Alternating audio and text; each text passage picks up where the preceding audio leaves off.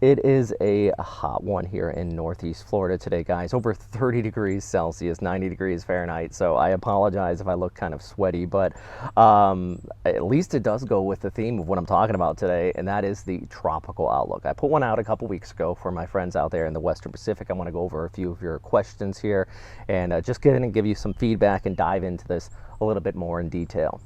By the way, if you still haven't watched my seasonal outlook yet, please do go check that out. I'll put the link down below, or you can go ahead and click the card up here on the top of the screen. YouTube's always changing their stuff though, so I'll put the link down below. Anyways, let's get to some of those questions. So Isabelle is asking, are we going to expect another La Nina in the Philippines this year? And the short answer is sort of. The entire Western Pacific is going to be looking at a weak La Nina, so it doesn't really mean one specific area or another will get it. The impacts will be felt in your area, though, and that means more storms forming around the Philippines out towards the South China Sea and eventually moving out towards southern China and maybe even recurving. But it just really kind of changes the number of storms and where they tend to form. And with that said, Donny also asking a very similar question. Hi, Robert. Do we expect any super typhoons to form towards the Philippines this year? And the short answer is yeah. I mean, every year we see one form near the Philippines. Even in strong La Nina years, we still tend to see them form around the country. It's just, you have a haven there. I mean, if you have a La Nina year or El Nino, I should say, in the Atlantic, you tend to not expect any Category 5s, but in the Philippines, they just always occur. So I would always be prepared and just monitor the oceans, regardless of the seasonal outlook for you. So Brie actually asked a pretty good question here, and she says, what are your predictions for Okinawa? I noticed in the video that you mentioned Taiwan and the Philippines, but not so much about Japan and Okinawa. And the big thing for you guys is that the storms typically in a La Nina year form down towards the Philippines, right? As opposed towards a strong La Nina year, they typically form way out in the Western Pacific. They might go up north and then turn west, and they typically come in from the east.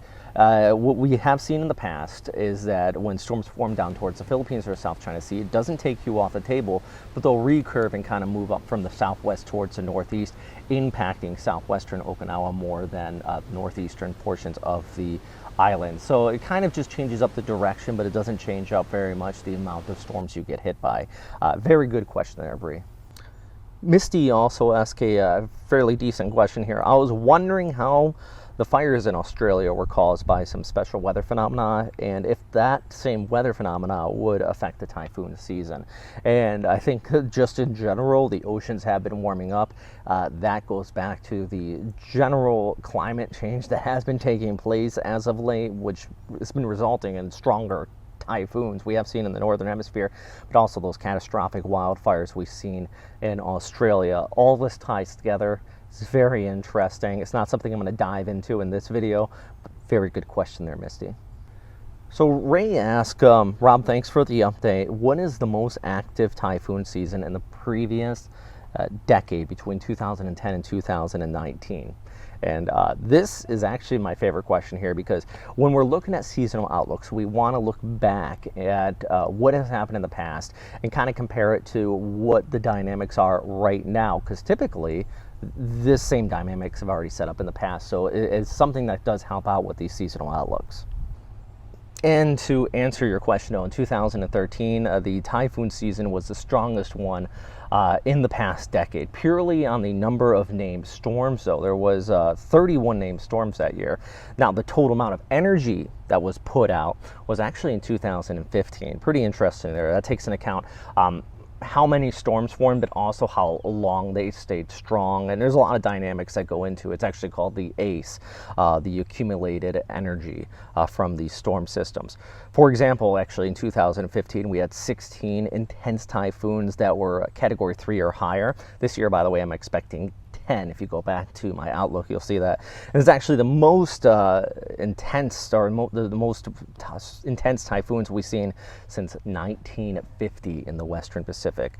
Now, to put that in perspective, the average amount of actual named storms that we get in the Atlantic per year, that's less than that. That's crazy. But with that said, going back to what I first mentioned there, Ray, is that in 2015, that was a strong El Nino year. I expect a weak La Nina year. So it's completely different dynamics that are setting up. And that's actually why I expect less than average named storm systems here in 2020. So, of course, if you guys have any questions, additional questions, I should say, let me know in the comment box down below. I will try my best to get to them. Got a lot of other things going on as well, including the tropics, of course, are starting to heat up. So, of course, continue to check back in for my latest updates on what's going on out there in the Western Pacific. And also, I'm going to start a channel here for the Atlantic in the near future. So, look out for that if you do like tracking the tropics with me. All right, stay safe out there, guys. As always, thanks for watching.